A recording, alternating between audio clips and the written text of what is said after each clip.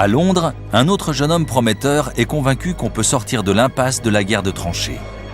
Il s'approche du comptoir et il dit au barman « Servez-moi un triple whisky, peu importe lequel ». Issu d'une des familles les plus aisées de Grande-Bretagne, Winston Churchill s'est rapidement distingué, au point de devenir premier lord de l'amirauté à l'âge de 35 ans. Le whisky la rend à peu près buvable. Vous ne pouvez pas imaginer le goût de cette eau. Nous avons fait un sort à toutes les bouteilles de whisky importées en Inde. Churchill a toujours fait preuve d'une immense confiance en lui.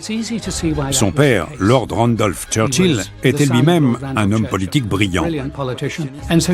Alors, dès son plus jeune âge, Churchill considère que la carrière politique lui est destinée, en quelque sorte, de droit divin.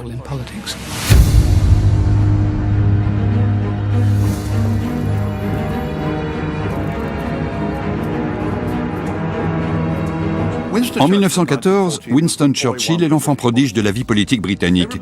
Tous s'accordent à reconnaître son génie, à commencer par lui-même. Il dispose d'un énorme atout. Au sein du gouvernement, il est le seul à s'y connaître en matière militaire. Et si on envoyait la flotte vers le sud, jusque dans la mer Noire? Vous voulez réarmer les Russes? Oui, exactement. Le passage est bloqué. Non, regardez, par les Dardanelles. C'est de la folie. Non. Si, c'est notre seul accès. Sauf votre respect, nous sommes là pour vous tenir informés. C'est ainsi que nous allons procéder, messieurs. Pour beaucoup, Churchill est un personnage plein de contradictions, un franc-tireur imprévisible.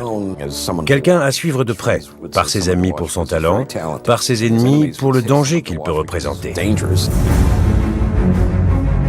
Le détroit des Dardanelles est solidement gardé par les empires centraux.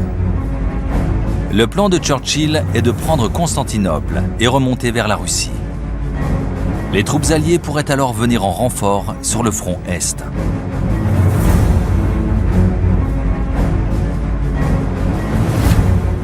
Les Alliés seraient alors en mesure d'inverser le cours de la guerre et d'écraser l'ennemi. Profitez de l'effet de surprise. Cette opération sera le tournant de la guerre.